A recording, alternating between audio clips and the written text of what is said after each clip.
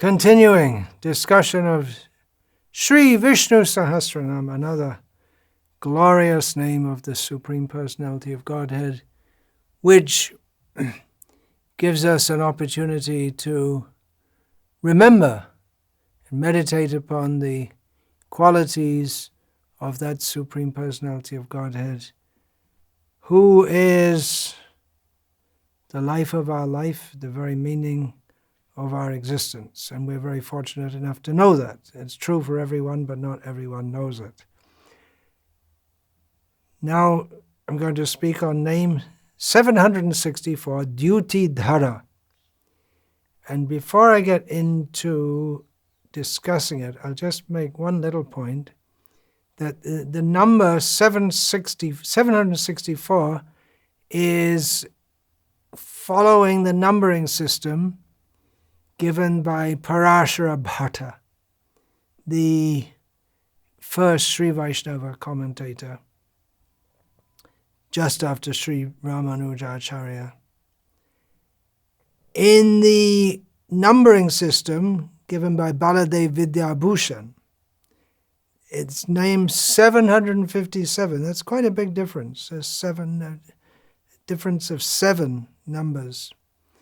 The reason is that the different commentators, they break up the Sanskrit in different ways and ascribe different names accordingly. You'd have to know a little bit about Sanskrit to understand that. So that's just an interesting point. Dyutidhara. Duty, we already came across this. Nothing to do with the English word duty. It's spelled differently also. We already actually came across this name somewhat in name 276 in the verse number 30, in which there was discussion of the name Ojas Tejo Dyutidhara. He who possesses, actually these 3 words, they could, Oja, Teja, and Duty, they're almost synonyms, but then, yeah, they're almost synonyms, but they're not exactly synonyms. So that name was there, and also even prior to that, we had in the 2nd century, I think it was about 176, something like that, Mahaduty. So duty means, well, the general understanding of the name is effulgence, luminosity, shining. So Mahaduty would mean who is greatly shining, and Dhara, we have that from the name we just had. It's come up several times and it's a common term. We just had Dhara. So one who holds or maintains or supports, Dhara. So Dyutidhara, one who holds effulgence. Or in other words, one who is effulgent. So the basic meaning of this is one who is effulgent. Dyutidhara. One who holds it, that means it's with him. He's always effulgent. So that means he who is effulgent. Baladev Vidyabhushan, he describes this to mean that, because in the previous name we've been discussing about how he, we discussed the Govardhan Lila,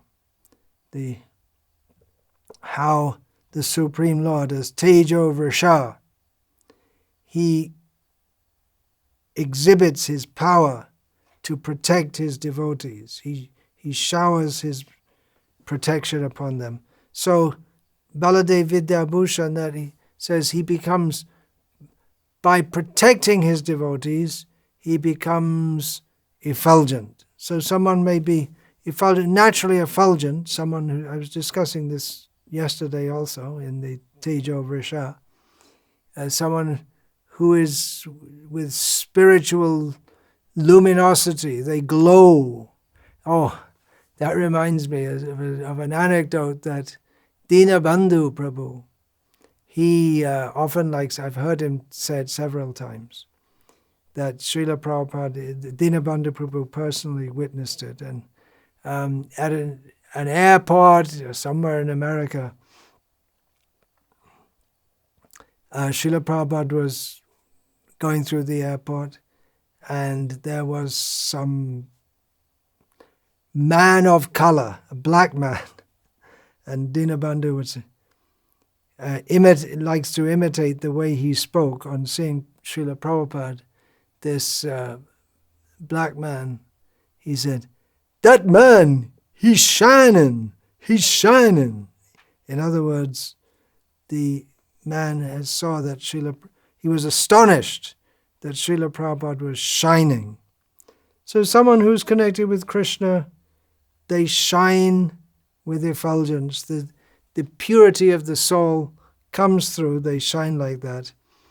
But Baladev Vidyabhushan says this particularly comes from his efforts to protect them, as he did in lifting up Govardhan Hill.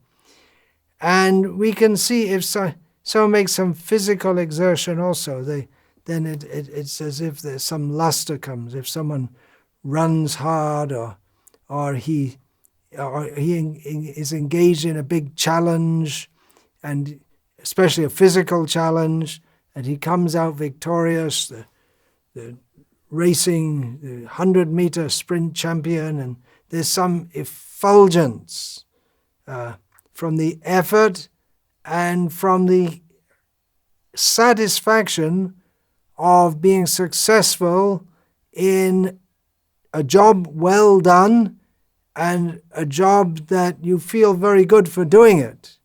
You might not feel very good if you are a paid murderer, for instance, but you may feel very good if you're a bodyguard and you protect the person you protect the person you're protecting from an attack.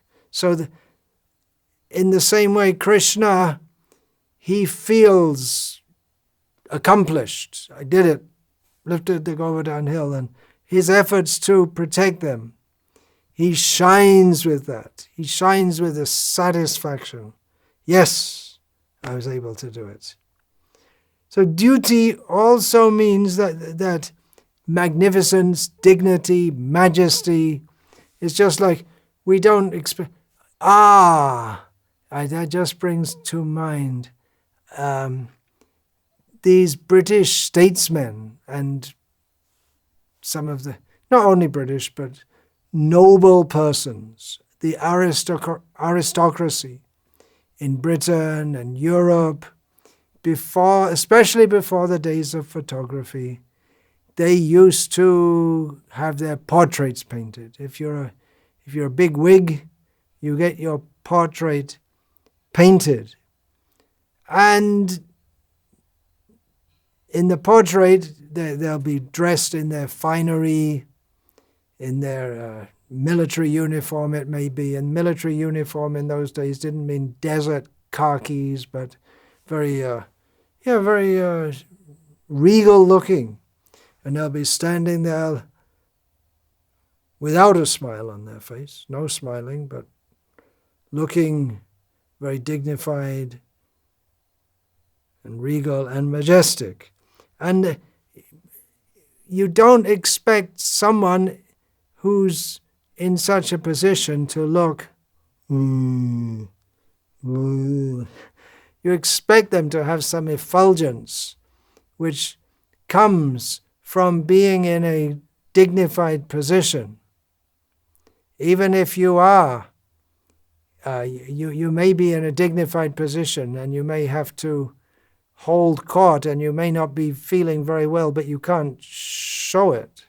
You have to, you can't show that you're feeling weak, especially a king. A king should never look weak. He should never be weak. For the king, there's so much I was just seeing in traditional India, the protocol for a king's bath, and just to give him a bath in the morning, if there's massage, and then with oil, and then so many different herbs, from dozens of herbs are put in the water and then strained, and there are different people attending him. It's a whole big thing. It's just to keep his health full. So many arrangements, because he has to be healthy to do his job properly. It's no use to be a washed-out weakling king. He has to be strong in body and mind and purpose, and when he sits on the throne, he can sit with dignity, and he can take on all the burden of the state. Yes, all the hopes of the people, the protection of the people, the righteousness will be upheld. He's doing that as a representative of the Supreme Personality of Godhead. So he should look the part, and be not just look the part, but be the part. You can't fake it for long. So that regal attitude and the effulgence that comes with it, that is as a representative of the Supreme Personality of Godhead, who tells us in the Bhagavad Gita that he, Naranam cha naradhipam, among men, he is the leader of the men, or the king. So a king is a representative of Krishna. So he may be respected for that also, especially if he rules on behalf of the Supreme Personality of Godhead. It's not like in the present day where widely rulers, not everywhere, but in many countries the rulers are disrespected and may not be actually very respectable. And they're not just respected, but it's considered that they're acting for the benefit of the people. It's a reciprocal relationship. So there are great personalities in which the magnificence is there, dignity is there, according to their role. Now, why am I talking so much about worldly kings? Just to give some insight, or leaders of the world at the present time. We have leaders of the world, some who are leaders of great nations, according to this tiny little blip in the universe called the Earth. But from our perspective, they're leaders, great leaders of great nations, and they're in their posts for some time, and they're strong enough to do it, strong enough to do the job. They are representing the Supreme Personality of Godhead, who oversees the whole universe, not just this blip called the Earth, and multiple universes and everything, everywhere, and he's on the job. He's not just a long-term leader, but he's eternally the leader. What a great personality. Majestic, dignified, bright, brilliant, always shining and glowing. Parashara Bhatta, he makes the point that, he's making a point, and I'll extrapolate a bit from it, that even as a child, Krishna, by his prowess, he humbled Indra.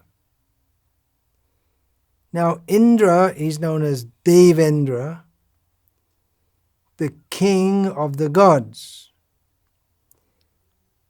Deva means one who is effulgent. Krishna, to all appearances, at that time, a young boy, 7 years old, at that time, he just appeared to be like a little boy. Actually, he's the king of how many Indras? How many universes are there? Innumerable Indras. But he was playing like a little boy. But still, even without formally being recognized in his pastime role as a young boy, he was known as the son of the king of Vraja, the son of Nanda Maharaj. But although Nanda Maharaj is called a king, he's not a king in the sense that a real Kshatriya king is a king. It means he's the leader of the cowherders of one village area, but he's not a Kshatriya king. So Krishna, even without that official position, his effulgence far outshone that of Indra.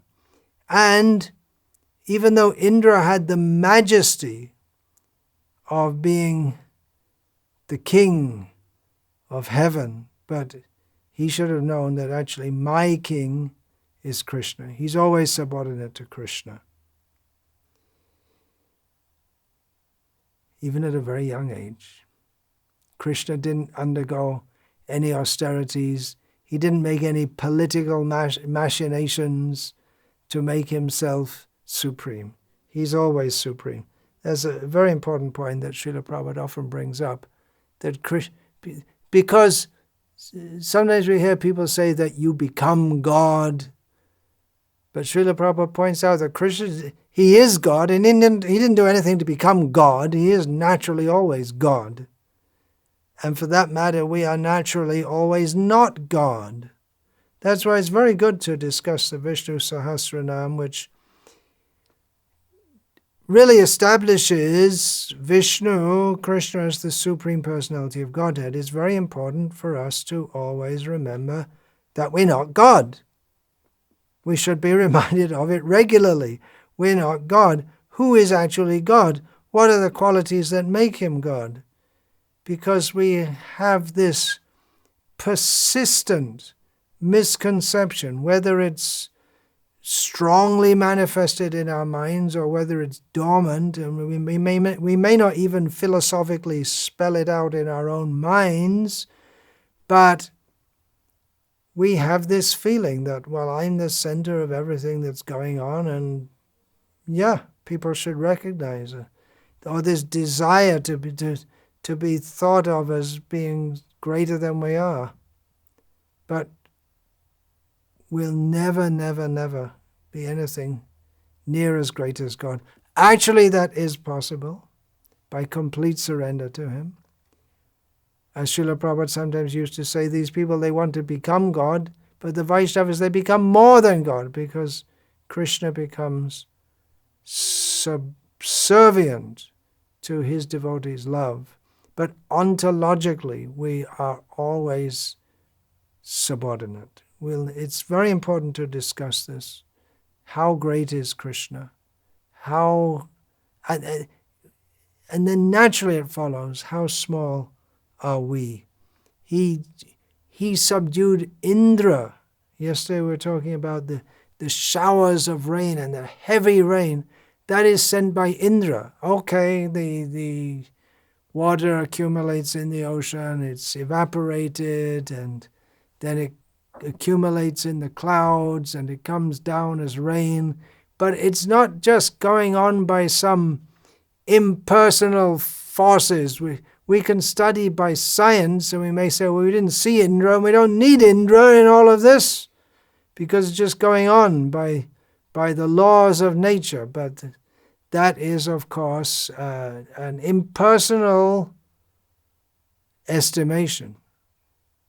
All these energies of the Supreme Lord, they work by his power, but there are demigods who are deputed to oversee the workings of the universe. So this tremendously powerful rain, Indra sends it forth. We can see,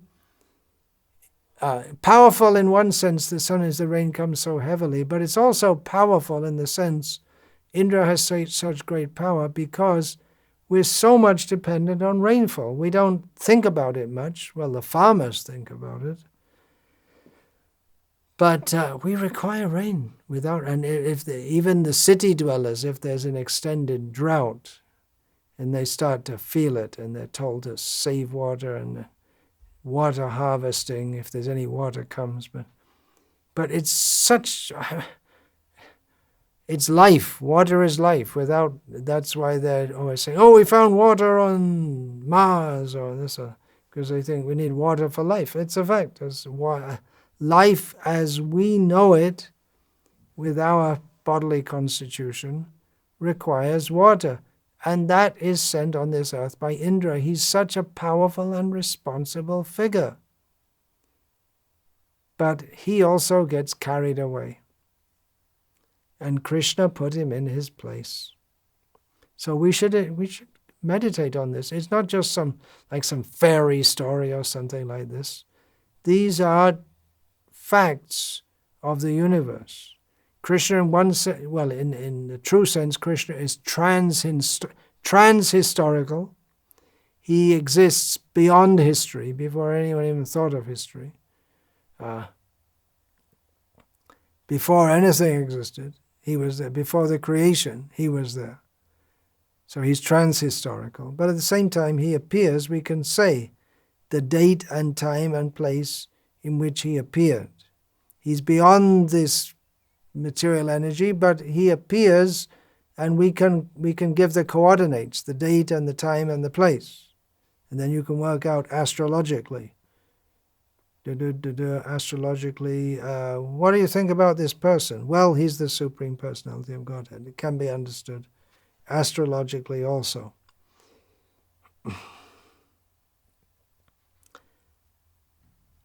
Shankaracharya, he refers back or brings to mind the previous verse, which at least among our Gauriya Vaishnavas, the Vishnu Sahasranama text, which is very well known, Suvarna Varna Hemango Varangas Chandana Gadi. This is very well known among Gauriya Vaishnavas because this refers to Sri Krishna Chaitanya Mahaprabhu. So, Shankara, what does it mean? He has golden limbs, large body, beautiful body, smeared with sandalwood pulp. So Shankaracharya refers to this because anga, limbs, comes up twice in this. So all his limbs, Shankara takes this, Dyutidhara, he specifically says that Shankara says that all the limbs of his body are effulgent. And in this way, he explains the name Dyutidhara. Radha Krishna Shastri comments that the name Dyutidhara says that he not only does he hold the effulgence, which is of himself, but whatever effulgence is anywhere or in anything is due to him. He holds his own effulgence, which is inseparable from him. But at the same time, if we see effulgence anywhere, we should know that the effulgence which is in the sun or the moon or even any living being has some effulgence. That is a gift from the Supreme Personality of Godhead. We see the brightness of the sun, of the moon, of lightning. Even the jewels have some inherent light. The demigods, they're also shining. The word deva means one who shines. So we all have some brightness. We may say to someone, oh, you're looking very bright today. We say in Sanskrit also, ujjval mukhi. Someone who has a bright face, we may say like that. So that brightness comes from Krishna. We have some brightness, as a gift from Krishna. Lord Krishna says in the Bhagavad Gita, Yadaditya Gatang Tejo Jagad Bhasayate Kilam Yat Chandramasi Yat Chagno Tat Tejo Vidhimamakam. He says, the splendor of the sun, which dissipates the darkness of the whole world, comes from me, and the splendor of the moon and the splendor of fire are also from me. Notice the word Teja here, and from the previous name we were discussing, Tejo Vrisha. He showers his radiance on everything. So these two names, Teja Vrisha, Tejo Vrisha, and Dyutidhara, they're closely connected. Now I'm going to read from the prayers of Lord Shiva to Vishnu, which appear toward the end of the 4th canto of Srimad Bhagavatam. So I'll just read a quote from that, which is apropos to this name Dyutidhara. Lord Shiva prays to Lord Vishnu as follows, the English translation by Srila Prabhupada. My dear Lord, your 2 lotus feet are so beautiful that they appear like 2 blossoming petals of the lotus flower which grows during the autumn season. Indeed, the nails of your lotus feet emanate such a great effulgence can be taken as duty. The nails of your lotus feet emanate such a great effulgence that they immediately dissipate all the darkness in the heart of a conditioned soul. My dear Lord, kindly show me that form of yours which always dissipates all kinds of darkness in the heart of a devotee. My dear Lord, you are the supreme spiritual master of everyone. Therefore, all conditioned souls covered with the darkness of ignorance can be enlightened by you as the spiritual master. So there's another very important understanding of he who has brightness, that we are in the darkness of ignorance, and he, with his natural effulgence, his bodily effulgence, it acts to illuminate everything, both physically and in the sense of consciousness. Our consciousness is now in darkness, but we will become enlightened. That word is there in English also, enlightened, by the knowledge and the realization, which is a gift from the Supreme Personality of Godhead. So this is another way in which he lightens us up. Satyadeva Vashishta, he interprets this to mean one who has effulgence and who protects everyone and everything. About the effulgence of the Supreme Lord, Sanjay, while describing the vision of the universal form which Krishna showed to Arjuna, while describing this to Dhritarashtra, we find in Bhagavad Gita a verse that was spoken by that scientist Oppenheimer, and when the first atomic explosion was made in the New Mexico desert in the 1940s. First atomic explosion, where was it? Where was it? Hiroshima? No, it was in America, the test run. So he quoted this verse. He was a great fan of Bhagavad Gita. He knew this. So here's the verse in Sanskrit. Divi Surya Sahasrasya Bhaved Yugapad Uttita Yadi Bha Sadrishi Sa Syad Bhashas Tasya Mahatmanaha. If hundreds of thousands of suns were to rise at once into the sky, Just try to imagine hundreds and thousands of suns rising at once. Their radiance might resemble the effulgence of the Supreme Personality in that universal form. How bright it is. That was compared to the effulgence of the atomic explosion. Reading from the 8th canto of Bhagavatam, when the demigods pray to the Supreme Lord, and the Supreme Lord appears before them. Shukdev Goswami said, O King Parikshit, the Supreme Personality of Godhead, Hari, being thus worshipped with prayers by the demigods and Lord Brahma, appeared before them. His bodily effulgence resembled the simultaneous rising of thousands of suns. The same example is given.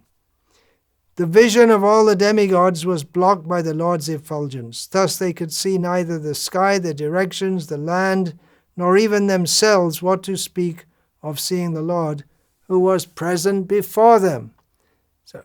So two ways if we can't see. One thing is if there's no light. Another thing, if there's too much light, we get blinded.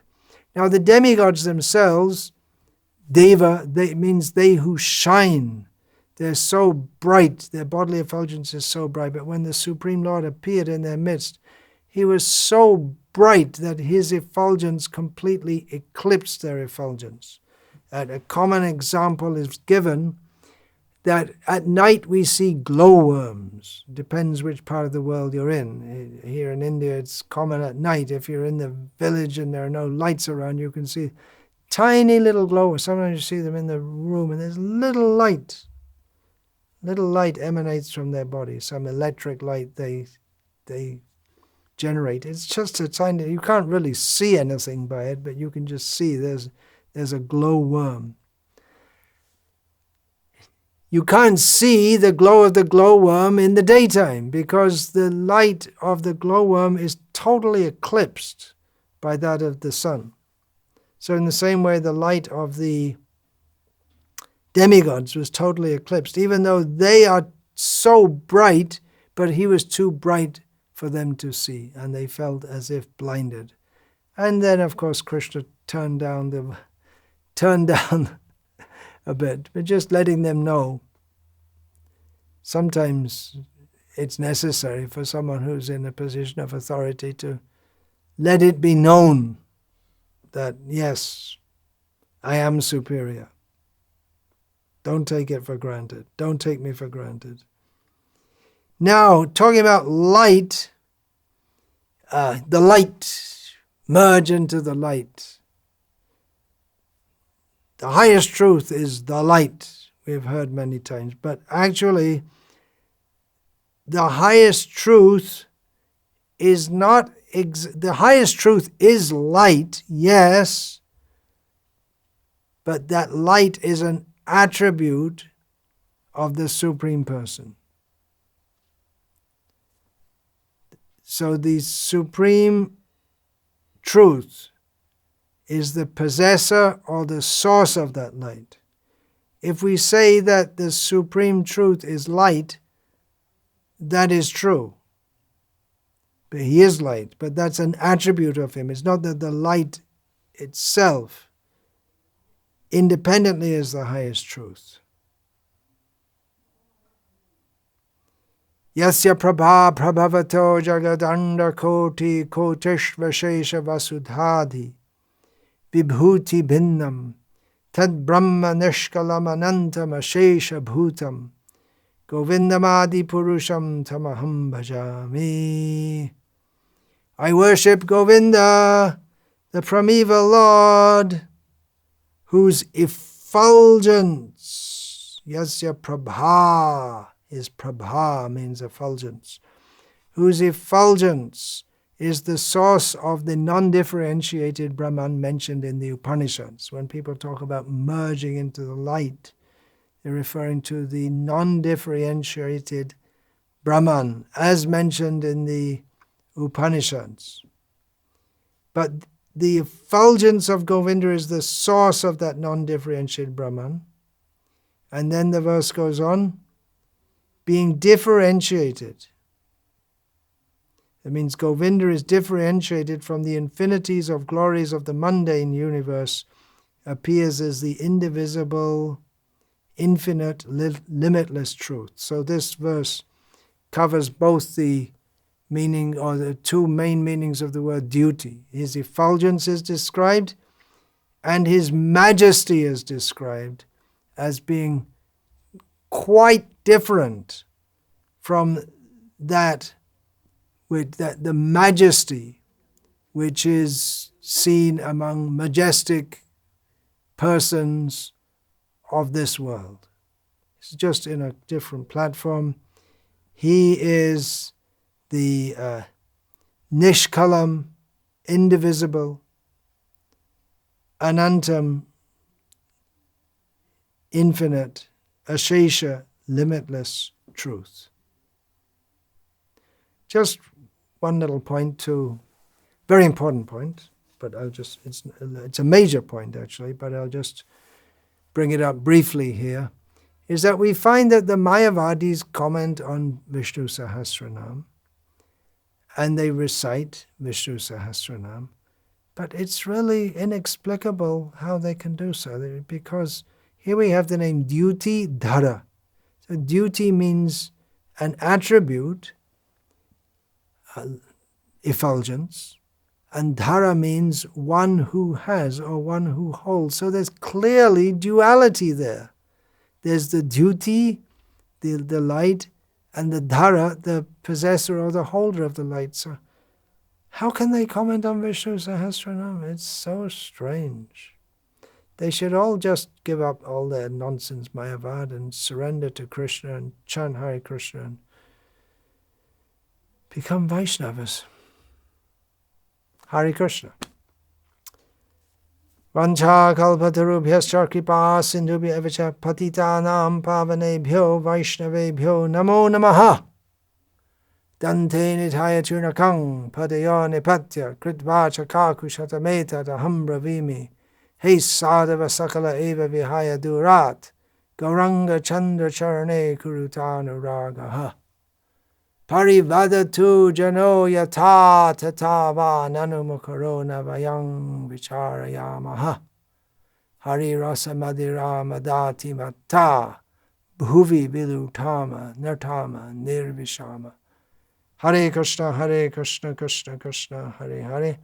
Hare Rama, Rama Rama, Hare Hare.